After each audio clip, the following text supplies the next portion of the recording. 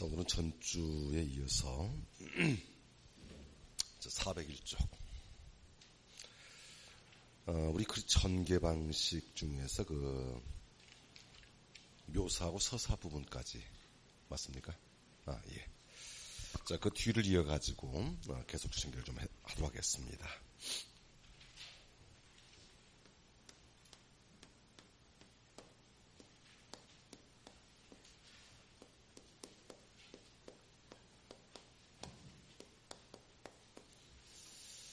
자, 보통 용어 자체가 이제 글의 전개 방식 또는 넓게 왔으면 같이 나올 겁니다.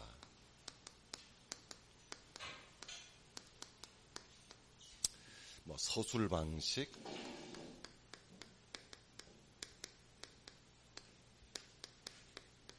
자, 또는 진술 방식, 또는 설명의 방법, 전부 같은 말인데, 우리 전주에 또 이 부분을 안 듣던 친구들이 있으니까 다시 한번 정리를 하고 넘어갈게요.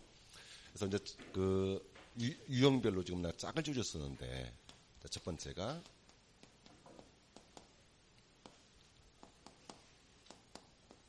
그렇죠? 그래서 묘사하고 서사의 짝을 짓습니다. 그러니까 묘사든 서사든 어떤 대상을 눈에 보이듯 생동감 있게 표현한다. 이건 같은 거예요. 자, 다만 자, 이 묘사라고 하는 것은 자, 정태력 범주 있었죠? 그래서 정지된 하나의 장면만을 그린다. 물론 이 묘사의 모습도 다시 이제 객관적이냐 주관적이냐는 차이 있습니다만은. 자, 이에 비해서 서사라는 것은 동태력 범주다. 그래서 하나의 그렇죠? 네, 움직임을 그리는 것이다. 자, 그런데 이걸 더 쉽게 구분하는 방법이 있을 것 같아요. 그래서 이제 항상 묘사가 나왔을 때는 서사하고 짝을 지었으니까 독감이 왔는지 목소리 듣고 죽겠어 지금 오늘 좀 천천히 좀 낮게 하겠습니다. 자, 이 서사라는 것을 더 쉽게 한번 해보자. 이 서사는 사건의 시간적 진술이다. 그래서 더 쉽게 하는 방법이 뭐였었지? 자, 서사는 하나의 이야기다. 또는 하나의 줄거리다. 이렇게 말입니다. 자, 그런데 항상 묘사가 나오면 서사하고 짝을 지었으니까 이때 이 서사의 모습이 나왔을 때는 하나의 이야기 혹은 줄거리를 만들기 위해서는 반드시 세 가지 요소가 같이 있어야 된다. 그리고 이 서사를 가장 중시하는 것이 뭐였어, 우리가? 소설이었으니까. 그치? 자, 이때는 뭐 있었어요? 그렇죠. 자, 인물이 있고요. 네, 사건이 있고요. 다음 배경이 있습니다. 그래서 일단 인물, 사건, 배경. 이걸 여러분들이 소설에서는 소설 구성의 3요소다. 이렇게 배운 것이지. 그지? 그러니까 일단 시험 문제에서 묘사와 서사를 구분하시오 하고 나올 때는 일단 지문에서 인물이 있는가 없는가 봐라. 그렇지? 그래서 아예 지문 자체에 인물이 나오지 않아. 그랬을 때는 100% 답이 뭐예요? 다 묘사입니다. 그 묘사는 대부분이 뭐겠습니까? 바로 배경 요소로 나올 겁니다. 이게 첫 번째. 다음 두 번째. 일단 인물이 있다면 인물이 있다면 아마 그 대부분 이제 그 소설에서 많이 나오는 것인데 우리 작년도 아마 나왔던 문제입니다. 그래서 인물이 나왔을 때는 자, 인물의 외양이라든지 또는 네, 인물이 가지고 있는 느낌, 다시 말해 인상을 그린다면은 이건 뭐가 돼야 돼요? 이건 묘사입니다. 자, 하지만 인물이 나왔을 때 인물의 네, 행동을 그린다면 자, 이것은 서사가 되겠죠. 자, 이것이 묘사와 서사의 식별 기준이었을 겁니다. 자, 이제 나머지는 전부가 다 시간성의 변화를 고려하지 않는 이제는 정태력 범주인데, 자, 이제 그 책에 짝을 지어서 자, 1번에 지정이 있고 2번에 정의가 있을 겁니다. 그러니까 어떤 용어에 대한 개념을 풀어섰을 때 어감으로 보더라도 지정과 정의 중에서 더 용어의 개념을 더 구체적으로 진술하는 것은 지정이겠습니까? 정의겠습니까? 아무래도 정의겠죠. 자, 그래서 두 번째 짝은요. 자, 이제는 지정과 정의를 묶어보겠습니다. 설명의 방법 중에서 가장 간단한 진술 방식이 바로 지정이에요. 이 지정이라는 것을 다른 말 할 때는 확인이라 그럽니다. 그래서 누구냐 또는 무엇이다의 질문에 대한 간별한 답이 되는데, 자, 지정을 보세요. 그러니까 우리가 이제 한자로 쓴다면은 이게 무슨 자예요? 손가락 지자죠? 가르칠 지 또는 손가락 지자인데, 그러니까 사물을 가르키듯이 그런 말입니다. 대상을 손가락으로 가르키듯이 그는 누구인가, 그것은 무엇인가에 답하는 양식으로 A는 B의 형태를 취하고 있다. 글쎄요, 이것만 가지고서는 좀 지정이 설명이 좀 힘들겠네요. 자, 정의는 어떤 대상 또는 사물의 범위를 규정짓거나 그 본질을 진술하는 방식을 가리킨다. 이거 가지고 지정하고 저희 구분하겠어요? 자, 그러면 지정과 정의요, 식별의 기준을 개념을 보지 마시고 형식으로 구분하겠습니다. 자, 어디 구분하느냐? 자, 지정이 있고요. 두 번째는 정의가 있습니다. 그 아래쪽에 보면은 정의 형식이 있을 거예요. 자, 그래서 용어부터 합시다. 자, 정의라는 것은 피정의항과 용어만 그래요. 이렇게 정의항으로 나눠져 있습니다. 그러니까 개념이기 때문에 우리가 이것을 문법으로 한번 해보세요. 그래서 문학은 언어를 표현 수단으로 하는 예술이다. 그 문장에 주어 있지. 왜냐하면 무엇에 대한 정의다 그랬단 말이야. 그러면 문학은, 예술은, 그치? 미술은, 이런 식으로 주어부에 해당된 부분이 뭐야? 그게 피정이야. 그 나머지 부분이 정의하게 됩니다. 자, 그러면 정의가 되기 위해서는 피정의항과 정의항은 반드시 이렇게 대등해야 합니다. 만약에 대등하지 않다면 그건 지정이에요. 그리고 이 지정도 정의도 형식을 보시면은 A는 B다 그랬잖아, 분명히. 그치? 그러니까 무엇은 하고 나올 거 아니겠습니까? 네. 그런데 그 아래쪽 용어를 보시면은, 자, 피정의항 해놓고 뭐라고 했어요? 밑에 용어가. 자, 피정의항은 지금 하위 개념 그랬고요, 이렇게. 자, 그리고 여기 있는 정의항을 보시니까, 자, 정의항은 종차와 상위 개념이다 고 나왔을 거야. 있습니까? 자, 정의항은 종차하고, 자, 상위 개념이다 이렇게 나와 있는데, 자, 이걸 용어로 바꾸세요. 그럼 더 쉽습니다. 자, 이 하위 개념과 같은 말이 뭐냐? 하위 개념을 우리는 종개념 그럽니다. 자, 이에 비해 이 상위 개념은 다른 말로 뭐라고 할까요? 같은 말이에요. 이걸 유개념이라 그럽니다. 그래서 이제 의미론을 보게 되면은 단어들의 의미 관계 그랬을 때 보통 우리가 상하 관계 또는 하위 관계라고 합니다. 그래서 하나의 범주가 다른 하나를 포함하는 거야. 쉽게 말해서. 그러면 종과 유 중에서 어느 것이 커야 돼? 유가 커야지. 그래서 단어였을 때는 하위 개념, 상위 개념 또는 종 개념, 유 개념 같은 말입니다. 이게. 그래야만 여기 나오는 이 종차라는 말을 설명할 수가 있습니다. 자, 그러면은 그 아래쪽에 있는 그 개념을 가지고 한번 풀어볼게요. 지금 뭐에 대한 정의죠? 저 문학의 정의잖아요. 그럼 문학은 하고 앞에 A는 하고 나오는 이 주어부가 뭐가 돼야 돼요? 그것이 바로 피정의항이죠. 그럼 문학에 대한 지금 정의를 내리고 있습니다. 그러면 이 문학이라는 것이 하위 개념, 종 개념입니다. 그럼 틀리더라도 맨 끝에는 문학을 포함할 수 있는 뭐가 있어야 돼? 상위 개념이 있어야 할 거 아니야. 그치? 여기가 종 개념이니까 끝에는 유 개념이잖아. 그럼 그거 한번 용어를 봐봐. 그러면 그 문학을 포함할 수 있는 상위 개념, 유 개념이 뭡니까? 그렇지요. 그게 예술이잖아, 이렇게. 그래서 맨 앞쪽에는 자, 문학의 정의니까 끝쪽에는 문학을 포함할 수 있는 자 여기에 유개념이 있어야 됩니다. 그럼 이 예술이라고 하는 이 유개념 속에는 많은 하위 개념, 종개념이 있을 거 아니야 이제. 자 그러면 문학도 있고요. 또 네, 음악도 있고요. 미술도 있고요. 그렇죠? 네, 이런 식으로 많은 다른 쪽에 네, 종개념이 있을 겁니다. 자, 그러면은 문학의 정의니까 문학은 예술의 한 분야죠. 근데 이 예술 속에는 문학도 있고 음악도 있고 미술도 있잖아요. 그런데 문학의 정의이기 때문에 결국은 음악이나 미술 등의 다른 종개념과 구분할 수 있는 뭐가 있어야 돼? 차이점이 있을 거 아니야.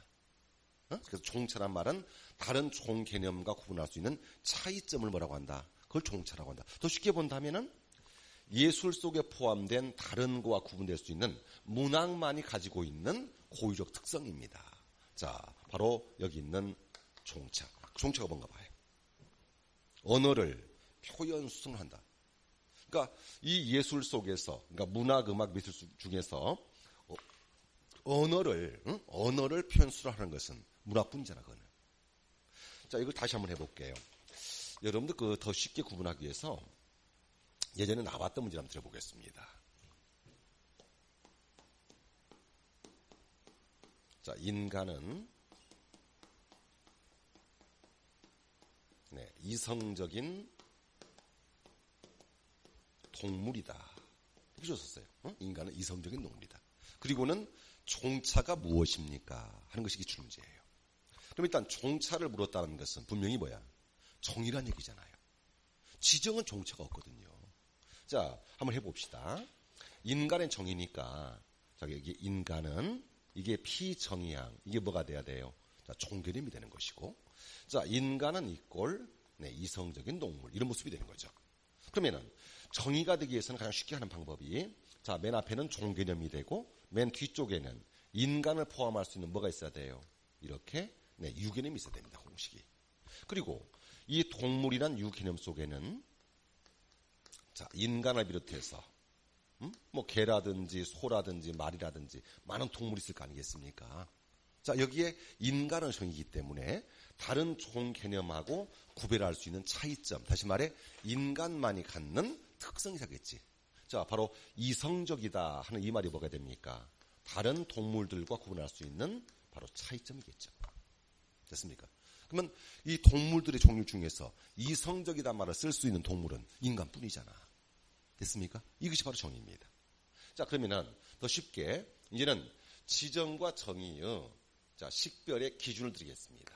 나머지는 다 빼버리세요. 그래서 책에 보시면은 자, 반드시 종차를 만족시켜야 한다. 피정의양과 정의양은 1대1로 대응이 돼야 된다.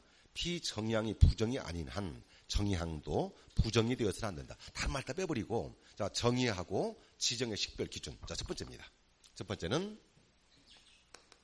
뭐의 유무? 자, 종차의 유무입니다. 네. 지정은 종차가 없어요.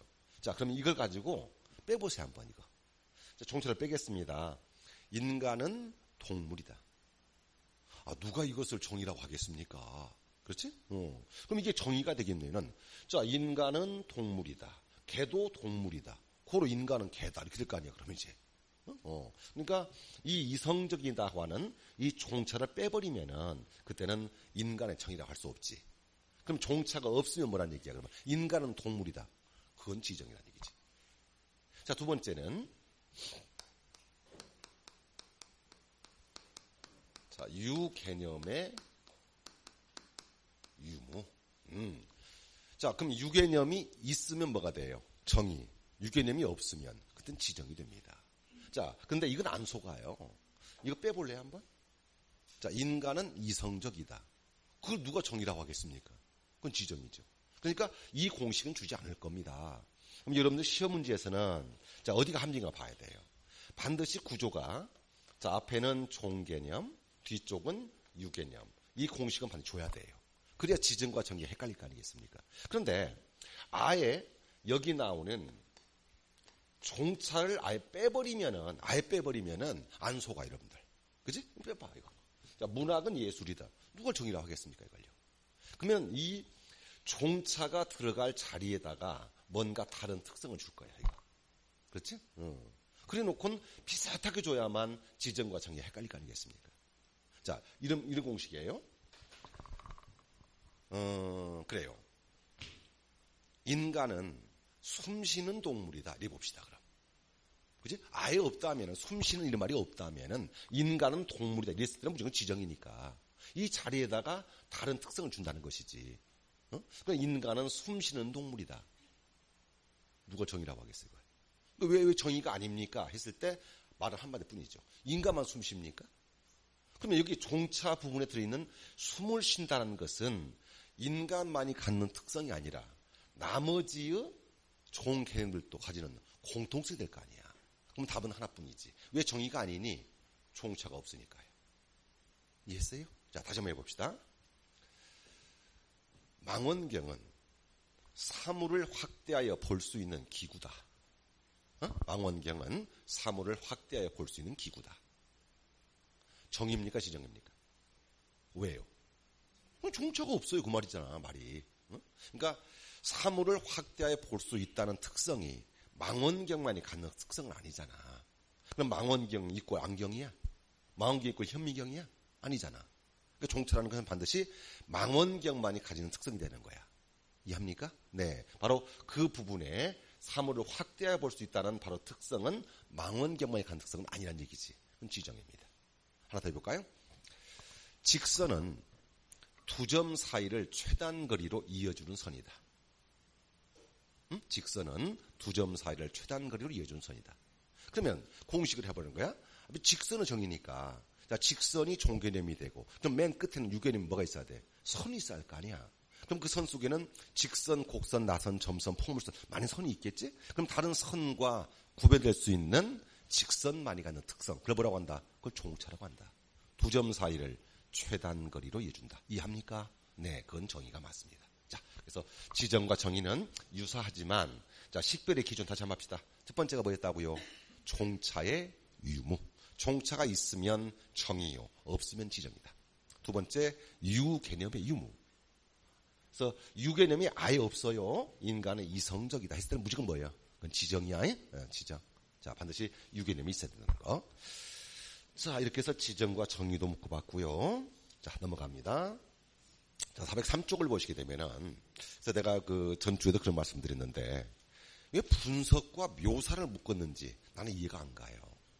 그러니까 묘사를 묶었으면 반드시 뭐가 나와야 돼요? 그들은 서사가 묶는 거야. 자, 분석은 좀 다시 한번, 자, 더 넘어갑니다. 405쪽을 보면은, 이제는 분류와 구분이 있을 겁니다. 이게 많이 헷갈릴 거예요. 자, 세 번째.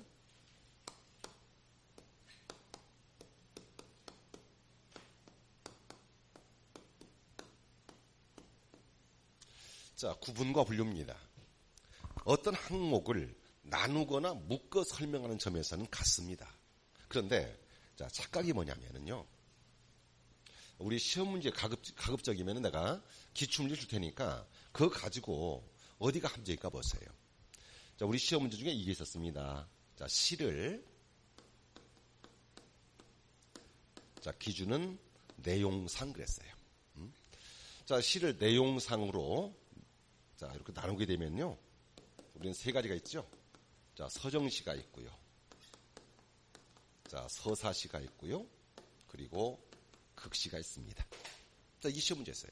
그래서 시를 내용상 서정시, 서사시, 극시로 나누어 설명한다. 자, 구분입니까? 분류입니까?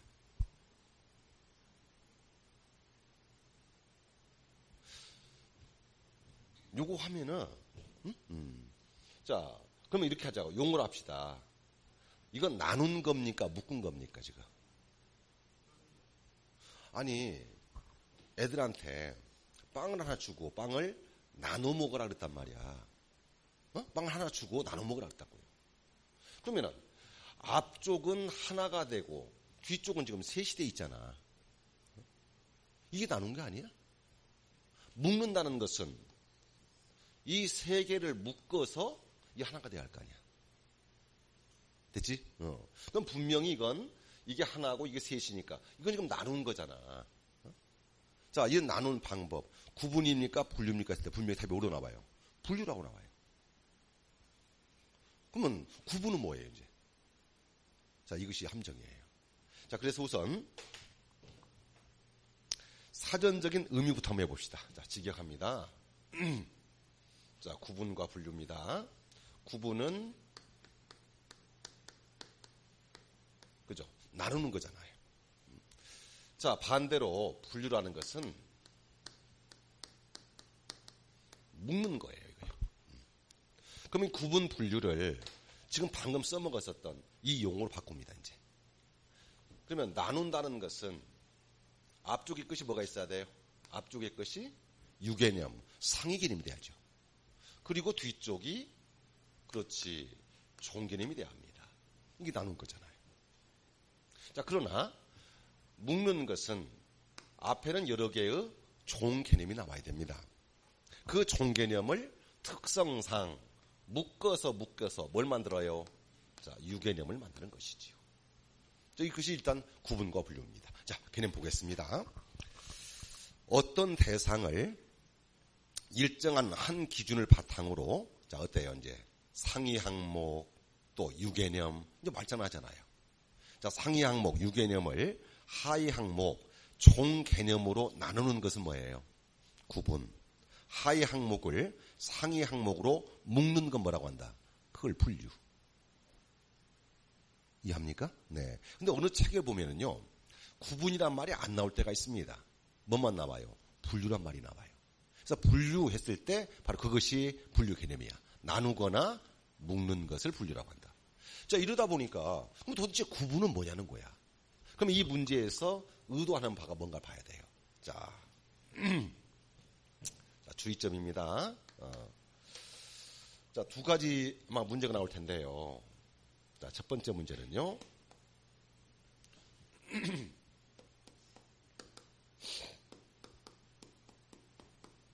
아마 용어를 이렇게 한번 하셔야 됩니다. 자, 중심적 의미로 본다면 구분하고 분류는 분명히 반대죠. 아니, 구분은 나누는 것이고 분류는 묶는 거잖아요. 자, 그런데 두 번째,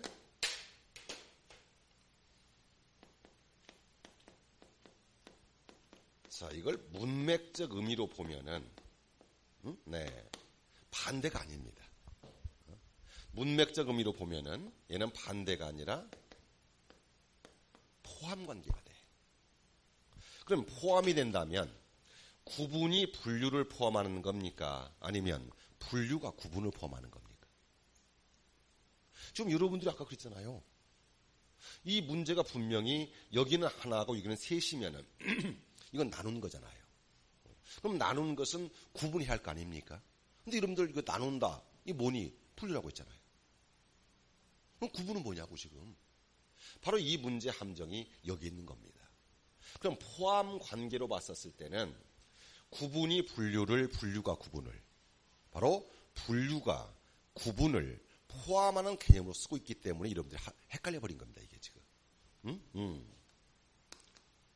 자, 포함으로 보면은 네, 분류가 구분을 포함한 거죠. 그래서 과거의 문제를 보게 되면은 문제 유형이 지금 두 가지잖아, 이렇게. 바로 이 문맥적 의미를 묻는 문제가 주로 과거의 문제였었습니다. 그래서 형태는 분명히 지금 나눴으니까 뭐예요? 구분이잖아요. 근데 밑에 보기에 구분이 없어요. 응? 밑에 보기에. 그럼 구분이 없으면 답은 뭐였겠어요? 당연히 네, 분류가 답이었겠죠. 그래서 이 문제의 의도는 네, 중심적 의미에서는 분명히 반대지만은 이 문제의 의도가 뭐였다고요? 바로 이 분류가 문맥적 의미에서 구분을 포함하고 있음을 알 수 있겠습니까? 하는 것이 문제가 됐던 겁니다. 근데 만약에 보기에 분류하고 구분이 같이 있다면 어떻게 할 거야? 응? 보기에 구분하고 분류 같이 있다면. 그럼 답이 두 개네, 그럼. 근데 답이 두 개일 수는 없는 거 아니야. 그러면 이 보기에 분류와 구분이 같이 있다는 것은 이 문제의 의도는 문맥적 의미를 묻는 문제가 아니라 그렇지 중심적 의미를 묻는 문제였겠지. 됐습니까? 그래서 그 보기에 따라서 답이 다를 수 있음을 기억합니다. 자, 그 오른쪽에 좀 오래된 문제입니다만은 자, 우리 2010년 지방직 문제가 있을 겁니다. 자, 집구하기 1번 문제 밑에. 자, 두 예문에서 사용된 설명의 방법으로 옳은 것은 그랬어요. 그럼 일단은 위에 지문을 보지 마세요. 내가 우리 전주에도 그러니까 지문을 파악한, 내용을 파악하는 문제가 아니잖아요. 근데 처음부터 습관이 저걸 다 읽고 있어요, 지금. 못 읽어요, 그걸요. 방법을 찾으라 그랬으면 방법만 알면 될 거 아니겠습니까? 내용 파악 문제가 아니니까. 자, 그래서 밑에 일단 보기부터 보는 겁니다. 그리고 짝을 지어놨잖아요. 자, 우선 2번, 4번을 봐봐요. 정의가 나왔을 때는 반드시 짝을다가 뭔 일도 없었어요. 지정을 준다니까요. 정의가 나오면 지정을 줘요. 그러면은 2번, 4번은 답이 아니에요. 그러면 1번, 3번을 봐봐요. 구분, 분류가 같이 나와 있죠? 그렇다면 이 문제의 의도가 뭐예요? 구분과 분류의 중심적 의미를 알고 있느냐 하는 내용이었습니다. 이해합니까? 자, 이제 보기 보겠습니다. 문학은 운문과 산문으로 나눴잖아요. 문학이 하나고 운문, 산문이 둘 아닙니까? 그리고 운문은 시가 대표고 산문은 다시 소설, 수필, 희고 나눴잖아요. 자, 나눴습니다. 뭡니까? 구분이지요. 아래쪽을 봐봐요. 자, 우리가 쓰는 글에는 여러 가지 종류가 있습니다. 이제는 설명문, 논설문, 보고서, 비평을 묶어서 뭐라고 그랬어요? 논리적인 글. 시, 소설, 희곡, 수필을 묶어서 뭐라고 그래요? 예술적인 글. 이해합니까? 그러면 1번, 3번의 보기를 보면은 구분과 분류가 분명히 같이 나왔다는 것은 구분과 분류의 중심적 의미를 묻는 문제입니다. 네. 1번은 기억은 나눈 것이요. 니은은 묶은 것입니다. 됐습니까? 자, 구분과 분류였습니다. 자, 이렇게 해서 우선 여기도 정리가 됐고요. 자, 그 다음에 다시 한번 앞쪽으로 와보세요, 이제. 내가 왜 분석과 묘사를 묻는 게 아니라고 했잖아요. 그치? 그럼 묶을 때는, 자, 어떻게 묶어주겠습니까? 자, 네 번째는요. 분류하고 분석을 묶어줘야 헷갈릴 거 아닙니까? 응? 그래서 묶을 때는 분류와 분석을 묶습니다. 그리고, 자, 주의할 점은요. 이때 분류하고 분석을 묶었을 때는 이 분류의 개념은 반드시 뭘로 쓴다고요? 네, 그래요. 구분이란 개념으로 쓴다는 점을 기억해야 됩니다. 그러니 분류든 분석이든 자, 공통점 뭐겠습니까? 분명히 뭔가를 나눈다. 뭔가를 나눈다. 세분화한다는 점에서는 분류든 분석이든 같은 얘기죠. 물론 이때 분류는 구분이란 말을 포함하면서 쓰는 것입니다. 자, 그런데 나누긴 나누는데 그러면 식별의 기준이 무엇일까요? 그랬어요. 식별의 기준이. 그러니까 뭔가를 나눴을 때, 다 쉽게 합니다. 뭔가를 나눴을 때 나눈 각각의 항목들이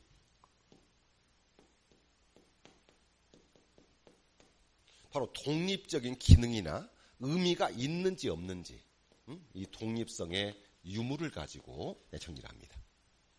그렇다면 자, 구분을 포함한 이 분류는 각각의 항목들이 독립적 기능이나 의미를 가질 수가 있다 없다? 이해한가요? 자, 여기는 가질 수가 있습니다. 분석은 하나하나가 독립적인 기능이나 의미를 할 수가 없습니다. 근데 어감으로 보더라도 같은 나누는 모습이지만 구분과 분석 중에서 더 세분화한 것은 분명히 뭐겠어요? 분석이겠죠? 자, 그러면 이렇게 하자. 각각의 항목들이 독립적인 기능을 할 수 있다라고 했습니다. 무엇이요? 자, 분류. 여기서는 구분의 개념이 됩니다만은. 그럼 뭘 나누느냐? 여기는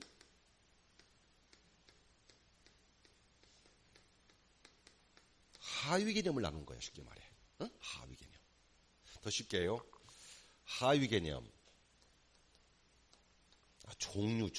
종개념이니까. 그것을 이루고 있는 종류를 나누는 것은 뭐야? 그것은 구분입니다. 그러나 분석이라는 것은 하나하나가 독립적 기능이 없다라고 했어요. 그럼 분석은 뭘 나누겠습니까? 분석은 구성 요소를 나눈 겁니다. 그걸 이루고 있는 구성 요소를. 그리고 자, 이 구성의 요소는 반드시 유기적인 결합의 구성이 되어 있어야 됩니다. 자, 말은 좀 어렵습니다만은 자, 분석 보겠습니다.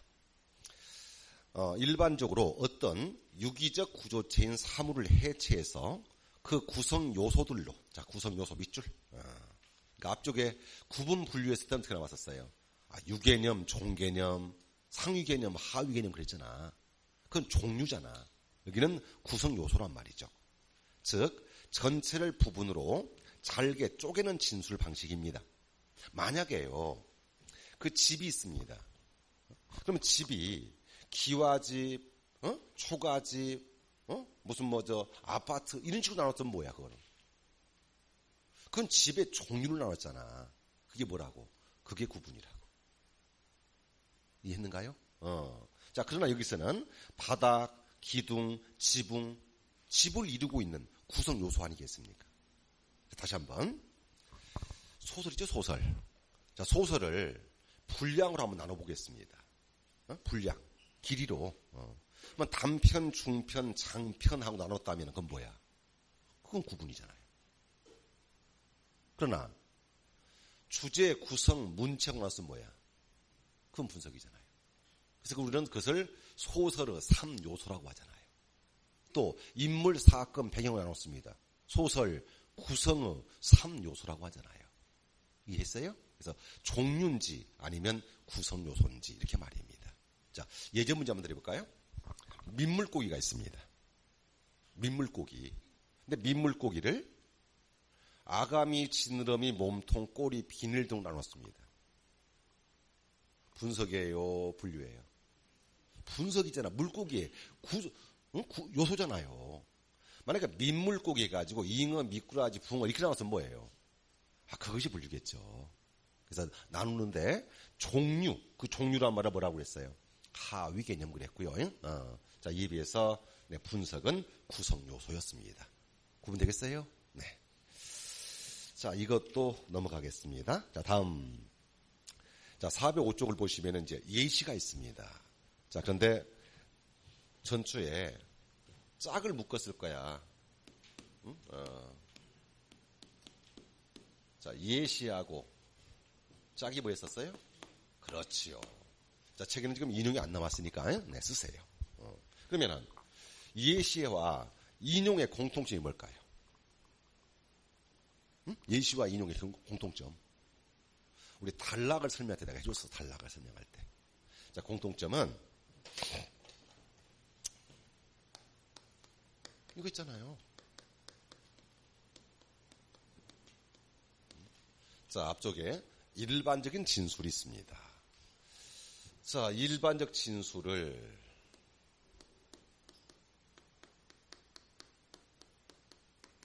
그렇죠? 네. 구체적 진술로 설명한다는 점에서는 같습니다. 자, 다른 말로 고치세요. 여기 나오는 일반적 진술을 다른 말로는요. 자, 추상적 진술 그랬고요. 여기 나오는 구체적 진술을 특수 진술 그랬고요. 자, 더 쉬운 말로 바꿉니다. 자, 이 일반적 진술을 앞에서 단락에서 뭐라고 했었어요? 이걸 추제문. 자, 이에 비해서 구체적 진술, 얘를 뭐라고 했습니까? 이걸 뒷받침 문장이라 했잖아요. 그래서 무엇이다라고 해놓고 그러면은 이 예시와 인용은 이 일반적 진술을 좀 더 구체적으로 설명하는 진술 방식 중에 있잖아요. 그치? 그때 보통 예시의 방법이 나왔을 때는 접속어 뭐라고 했냐? 예를 들면, 가령, 이렇게 나올 거 아니야. 근데, 어감으로서는 여러분이 구분하더라도, 자, 그러면 이제 가장 쉽게 하는 방법이 우리는 설명하기 위해서 어떤 방법을 씁니까? 예를 들어보잖아요. 자, 예시 방법을 쓸 겁니다. 자, 그러나 또 하나의 방법은, 인용의 방법을 쓰기도 합니다. 그렇다면, 예시하고 인용의 차이가 뭐예요? 뭔가 예를 들어 설명은 똑같잖아요. 그래서 전주에 장문의 과정을 통해서 논설문을 쓰는 과정을 배우실 겁니다. 지금 아십니까? 그러면 자, 가장 먼저 하는 것이 뭐야? 주제 설정 아니겠어? 그 주제가 바로 논설문에서는 주장이 되는 것이고, 그때 논증의 3요소가 있었어요. 뭐 있었지? 논설문에서 논증의 3요소. 명제, 논거, 추론 그랬잖아. 그 명제가 일반적인 글에서는 주제문을 말하는 것이겠고, 됐어요? 네. 논거가 바로 글감이었습니다. 재료. 그 논거 생각을 해봐. 논거. 그럼 논거라는 것은 그 주장을 뒷받침하는 구체적 근거잖아 지금. 근데 논거가 둘이 있었어. 무슨 논거? 그래서 그거 해주려고 전주 해놨더니 다 까먹었네 또. 사실 논거가 있었고 소견 논거가 있었잖아. 지금 그 얘기야 이게. 그래서 예시라고 하는 것은 논거 중에서 자 뭘로 기억하라고요? 사실 논거로. 자, 이 비해서 물론 인용의 방법을 썼을 때는 일반적으로 이렇게 큰 따옴표 인용부를 주긴 할 겁니다. 그러나 인용부를 주지 않는 경우도 있을 거 아니야. 그래서 이 인용의 방법이라는 것은 사실 논거가 아니라 뭘로 보라고요? 바로 소견 논거로요. 자, 다시 한번 합니다. 이 소견이 무슨 뜻이야? 소견. 전문가, 권위자, 그렇지. 그 말이 없으면 인용이 아니야. 무조건 따옴표 쓴다, 이거 아니야? 자, 이 인용의 방법이라는 것은, 그래요. 반드시 권위자의 견해가 나왔어야 돼요. 그래서 무엇이다 하고 예를 넣고, 자, 그 다음에 뭐가 나왔어요? A는, 됐습니까? 네. 바로 그 권위자가 나온단 말이에요, 이렇게. 그리고 그 사람의 얘기가 안에 인용부수가 나온 거야. 그래서 인용의 형태는 인용부를 써주는 경우도 있습니다만은 쓰지 않을 경우에 반드시 누가 나와야 돼요? 바로 소견 거니까 권위자가 나온다는 사실을 기억합니다. 자, 예시와 인용도 공부를 했습니다. 자, 그 다음에 406쪽 갑니다. 자, 6번째 짝이 나옵니다. 이제는 자, 비교하고 대조가 있습니다. 그러니까 이 비교 대조도 쉽게 나와요, 분명히. 그래서 자, 비교라고 하는 것은 두 대상의 유사점입니까? 아니면 차이점입니까? 비교하려면 뭔가 비슷한 점이 있어야 비교하는 거 아니야? 그래서 두 대상의 자, 유사점 또는 공통점을 설명하는 것이요. 자, 이 비해서 대조라는 것은 좋습니다. 대상의 차이점을 설명하는 것입니다. 그렇습니다. 자, 둘 또는 그 이상의 사물에 대해서 그들이 지니고 있는 비슷한 점을 밝혀내는 것은 비교, 차이점을 밝히는 것은 대조라고 합니다. 자, 누구나 쉽게 이해를 해요, 이건요. 그런데 자, 이 비교하고 대조에서도 주의할 점이 자, 세 가지가 있습니다. 유사점이 되든 차이점이 되든 일단 전제가 필요합니다. 그 전제는 반드시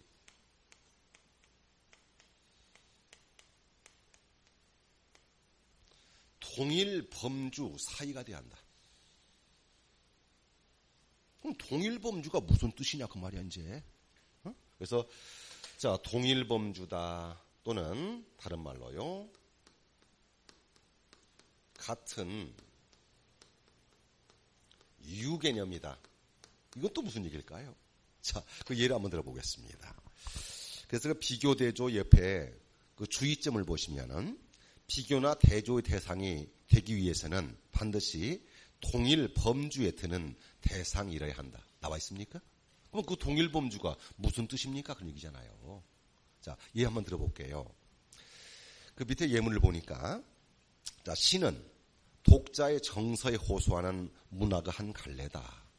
숲이 또한 그와 같은 문학의 한 갈래이다. 이런 점에서 시와 수필은 같다.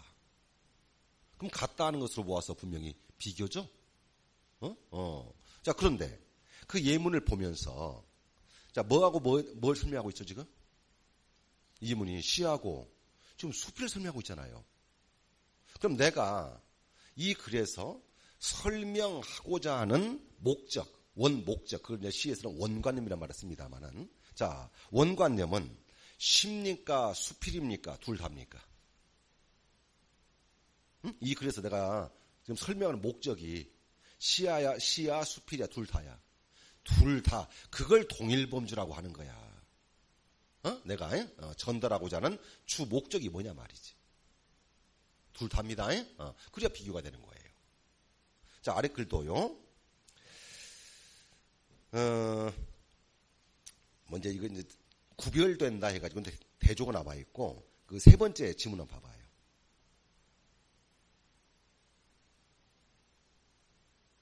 그래서 그 세 번째 지문을 보게 되면은, 이제 그게 이제 지문에서 공통과 차이점의 모습이 나와 있을 거예요, 지금. 근데 다만 무엇에 대하여 물을 것인가, 그 부분을 잘 기억하시기 바랍니다, 지금. 분명히 두 대상이 동일 범주가 돼야 되는 것이니까요. 자, 우리가 이 말씀을 왜 드리냐면은, 유추하고 설명하려고 하는 거예요, 유추하고 지금. 자, 다음. 두 번째. 이 비교하고 대조도 여기서 공부했던 구분하고 분류하고 똑같아요, 이게요. 뭐냐?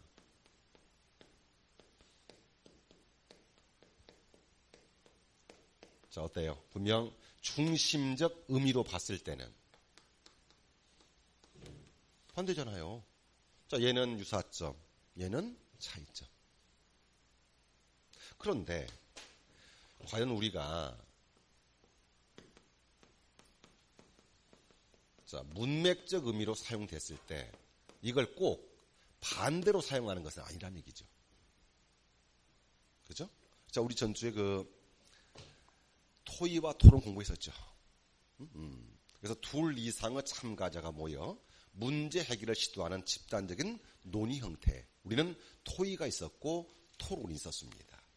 그런데 보통 이제 표를 줄 거 아니에요, 표를. 그때 뭐라고 나오느냐. 토의와 토론의 비교하고 나오잖아요. 토의와 토론의 비교. 그럼 비교라고 했으면 밑에 비교표에 분명 뭐가 있어야 돼? 아, 유사점, 공통점만 나와 있어야 비교가 되는 거 아니냐고. 근데 보통 비교표 해놓고 표를 보면 뭐야? 차이점이 나오잖아. 그럼 비교표가 아니잖아. 그러면 대조표지 그것은. 이해됐니? 바로 내가 이 말을 왜 줬는지를 똑같이 보란 말이야, 이렇게. 그래서 지금 문맥적 의미로 봤을 때는 반대로 보지 아니하고, 이를 우리 뭘로 봅니까? 예, 포함으로 보죠.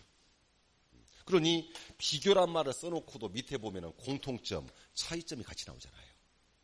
이해됐어요? 그래서 포함으로 봤을 때는 분명 자, 비교가 무엇을 포함하는 거예요?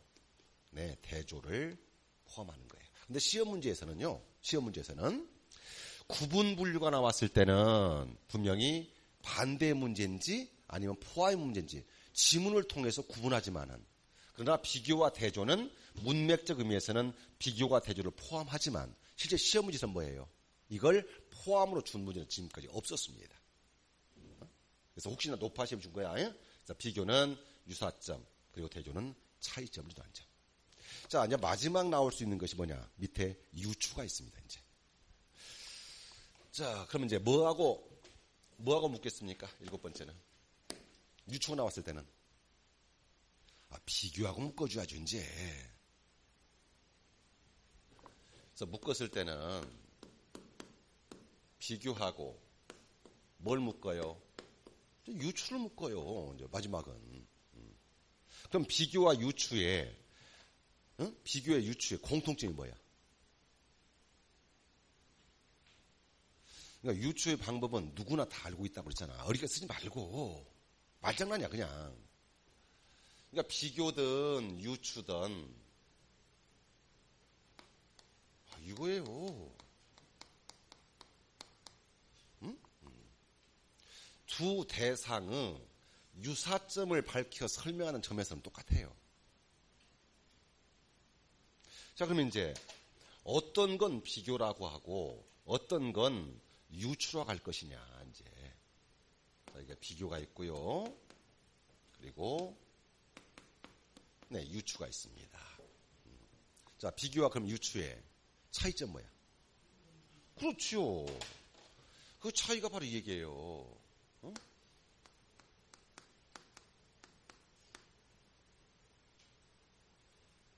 자, 바로 범주의 차이다. 범주의 차이다. 그럼 비교가 되기 위해서는 두 대상이 아까 뭐라고 썼어요? 네, 동일 범주 또는 같은 유 개념 사이가 되어야 합니다. 그러나 유추가 되기 위해서는 범주가 서로 다릅니다. 자, 그래서 보통 뭐라고 하느냐? 다른 유개념 그랬어요. 다른 유개념. 이해합니까? 이게 이해가 안 된 것 같은데 다시 한번 해보겠습니다. 근데 아마 그 문제 유형을 주면은 구분이 될 거예요. 자, 비교를 할게. 그러면 쉽게.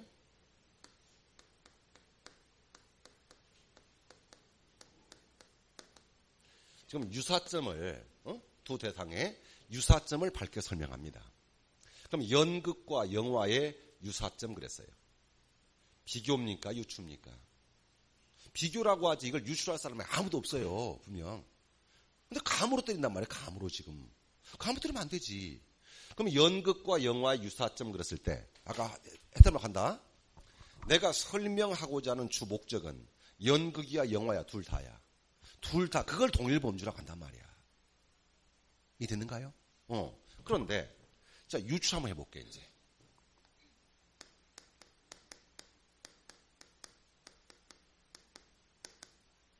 자, 논제를 이렇게 줬습니다. 이제 감 잡을 수 있겠어요? 자, 인생과 영화다 그랬어요. 그럼 이 논제에서 내가 설명을 하고자 하는 주 목적이 뭐겠어요? 여기서는 인생이었겠죠. 인생. 그럼 여기서 나오는 이 영화는 인생을 설명하기 위한 뭐가 돼야 돼? 보조수단이 되는 거죠. 이해합니까? 네. 그래서 다른 유 개념 사이란 말을 이렇게 바꿔드리겠습니다. 자, 내가 원래 전달하고자 하는, 설명하고자 하는 원관념이 있습니다. 원래 목적이요. 근데 이 원관념은 어려운 겁니까? 쉬운 겁니까? 어려워야 유추를 하지. 쉬운 무드로 유추를 해. 그래서 이 원관념은 그만큼 추상적이고 복잡하고 어렵고 그래서 한마디로 설명이 안 돼. 자, 그래서 이를 설명하기 위한 뭐가 필요한 거야? 보조수단이 필요한 거지 이제. 그럼 이 보조수단은 이 원관념과 반드시 뭐가 있어야 돼? 유사점이 있어야지. 유사점이 없는데 보조수단이 멈추가 있어. 그럼. 유사점의 모습을 가지고 있으면서도 이 원관념보다는 좀 더 쉽고 단순하고 그렇지? 친숙하고 이거 아니겠습니까? 그래서 원관념과 보조관념의 관계다라고 보면 되게 쉬워요. 자, 그 유추 개념을 읽어봐요. 자, 밑줄 합니다. 생소한 개념이나 매우 어렵고 복잡한 어떤 주제, 밑줄. 자, 그 다음에 그 밑에 줄. 그 개념이나 주제보다 친숙하고 밑줄 친숙하고 단순한 어떤 개념이나 주제. 자, 그러면 이 둘 중에서 그러니까 생소한 개념, 어렵고 복잡한 거, 친숙하고 단순한 거. 지금 내가 설명하고자 하는 것은 어떤 거야? 어렵고 복잡한 거잖아. 이해했어요? 그럼 결국은 비교는 뭐야? 둘 다. 좀 더 구체적이고 둘 다 단순하고 이렇게 나올 거 아니야. 됐어요? 그게 비교가 되는 거죠, 이제. 알아들으셨습니까? 예. 그래서 앞에 있는 것을 뭐라고 그래요? 그것을 원관념. 뒤쪽의 것을 뭐라고 그래요? 그걸 보조관념. 근데 왜 자꾸 착각을 하느냐? 거기 뭐라고 나와 있어요? 주제와 하나씩 비교해 나가는 전개 방식으로 했더니 비교네? 또 이런단 말이야. 그래서 유추란 말을 썼을 때도 비교란 말이 나오긴 나와. 그러나 동일 범주 사이의 비교가 아니잖아, 이건. 그래서 뭐라고 하느냐 하면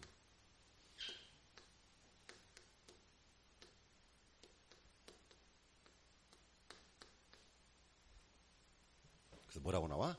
확장된 비교라고 그래. 서로 다른 유개념 사이라 해서 확장된 비교라고. 자, 그런데 자, 잠깐 주목. 만약에 이 유추란 말이 안 나오면은 유추란 말 대신에 다른 말을 줘. 유추 대신에. 바로 여러분들이 비교하고 비슷한 말을 준단 말이야. 자, 알고 있는 말을 쓸게요. 이 유추의 원리를 시에서는 뭐라고 합니까? 그래요, 그 말이에요. 그래서 시험 문제에서는 유추를 안 줄 때는 어떤 말이 나와요? 비유가 나와요. 그래서 비교는 비교인데 유추라고요. 이해됐어요? 그래서 자, 이제 여러분이 알고 있는 말로 고쳐줄게요. 비교는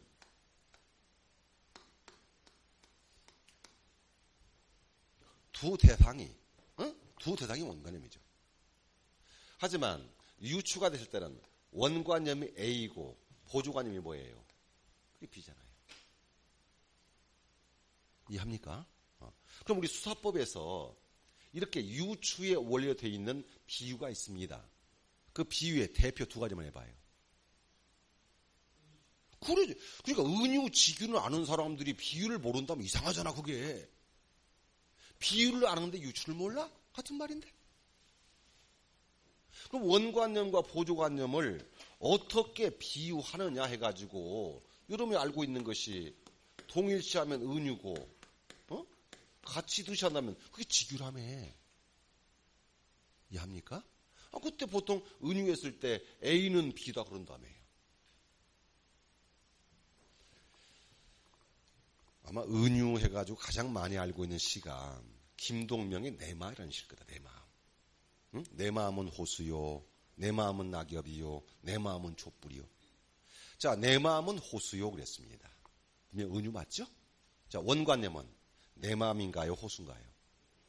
항상 추상적인 것이 은유가 돼야 할 거 아니야. 그래 이제 은유 공식했을 때 원관념이 앞에 나온 거잖아, 이게. 그래서 A는 B다 또는 A의 B다 이렇게 말이에요. 이에 비해 직유했을 때 자, 그럼 내 마음은 호수가 은유라면 직유로 바꿔봐.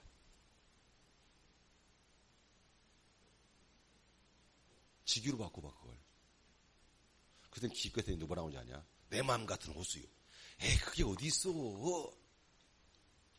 그래, 같이 드시시피 양채처럼 하는 말이 원관음에 붙는 거야? 보조에 붙는 거야? 보조에 붙는 거지. 직유할 때 어떻게 하니? B처럼 A, B 같은 A, 이렇게 하는 거 아니야? 직유는 보조에 붙는 거야. 어찌 내 마음 같은 호수가 어디에 있냐? 직유하면 어떻게 해야 돼? 호수 같은 내 마음 그려야 되는 거지. 이걸 내봐라. 내가 지금 인생과 영화라는 논제를 줬어요. 내가 지금 설명하고자 하는 주 목적은 뭐였어요? 인생이었어요. 근데 인생을 누가 한마디로 설명할 수 있겠어요? 그래서 여러분들이 잘 알고 있는 대신 영화를 대신 예를 든 겁니다, 지금. 그럼 영화 얘기하면은 쉽게 알아들을 거 아니야. 그럼 이제 맨 마지막에 가서 고로 결론을 할까요? 결론을 이렇게 낼 거 아니야. 이해합니까? 네. 자, 결론입니다. 은유를 했습니다. 고로. 결론을 은유로 내려봤다고. 고로 어떻게 나와야 돼? 인생은 영화다 이렇게 나올 거 아니야. 근데 기껏 해놨더니 뭐라고 하냐. 영화는 인생이다. 그런 건 없다니까? 은유로 원관념이 앞에 나온 거란 말이야. 됐습니까? 그럼 결론을 직유로 한번 해봤어요. 어떻게 합니까? 고로 인생 같은 영화다야, 영화 같은 인생이다야. 영화 같은 인생이 이렇게 되는 것이지. 이해했니? 유추가 바로 비유고 비유의 대표가 은유직유야. 이름이 가장 잘 알고 있는 것이 은유직유라고 하는데 실제 보면은 은유직유를 알고 쓰는 게 아니야. 그래 안 그래? 그래서 주로 이 유추라는 방법 줬을 때는 은유는 잘 안 줘요. 그 중에서 직유를 줄 겁니다. 그럼 유추하면은 유추라는 방법 또는 비유하고 나왔을 때는 다른 말 찾지 마. 뭐 직유 찾아 그럼. 하지만 자 이제 이해했는지 마지막 마무리. 마무리.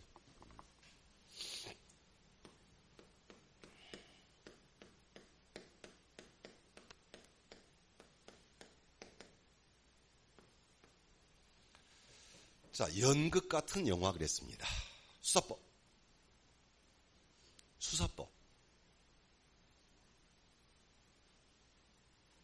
아니, 연극 같은 영화 했을 때, 이거 수사법 하면 무슨 법이야, 이게.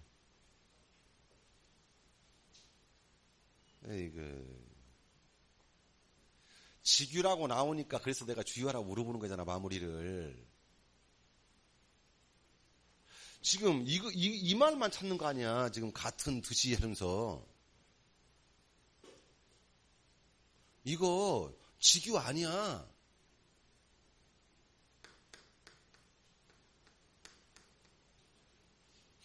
비교법이지 이건. 왜 직유가 아니니? 이유는? 직유가 되려면 직유가 비유고 비유는 유추라고 하잖아. 그럼 원관념, 보조관념 관계가 돼야 할 거 아니야. 여기는 같은 거라며 지금 동일범주라며. 동일범주인데 어떻게 유추가 돼? 이 말 썼다고 그래가지고 유추하는 거 아니야.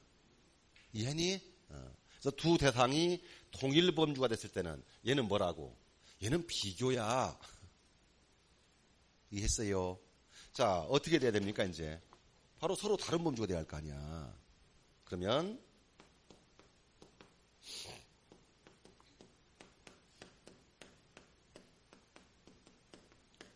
이제 이해됐습니까? 자, 여기는 보조관념이 나와 있고 여기는 지금 원관념이 나와 있잖아요.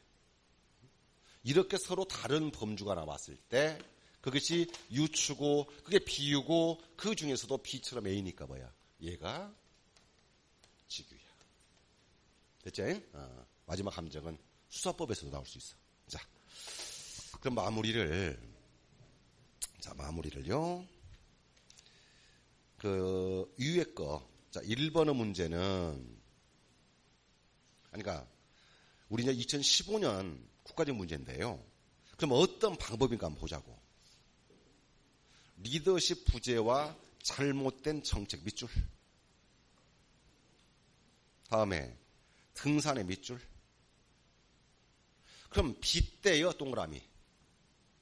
그럼 이 빗대라는 말은 분명히 비슷한 점, 유사점을 밝히는 얘기지?